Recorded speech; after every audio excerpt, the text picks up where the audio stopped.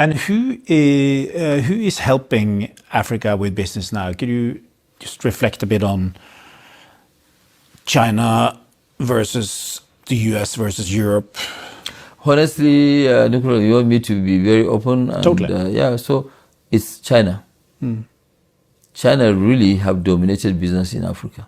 And how do you because of the absence of the others. Yeah. How do you see that?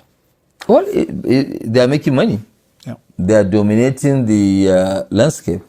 And obviously, Africans, even our own governments, they don't joke with China because China, they put their balance sheet on the table. So some examples of how China has helped you.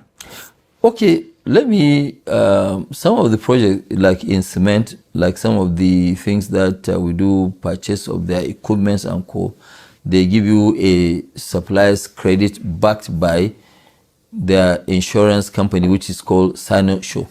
Sinosure has invested, to talk about 1.2 trillion in supporting their companies to go abroad and sell their technology, sell their equipment, and giving you a credit of 4-5 years.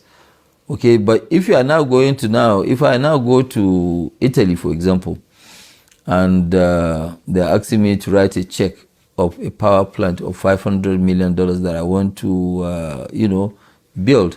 And I have one which is also good, might not be even as good as Italy, okay? But the Chinese are saying that, no, just give me 20%. The rest, I will give you 5 years, financing. Which one are you going to take if you are in my shoes? Obviously, you take the Chinese one because the Chinese one, it means that I can do more. These ones, they will suck out my cash and I won't be able to do more. So for me to grow that big, I also need to leverage. I'm not going to over leverage, but I need to leverage the business to be able to get to where I want to be.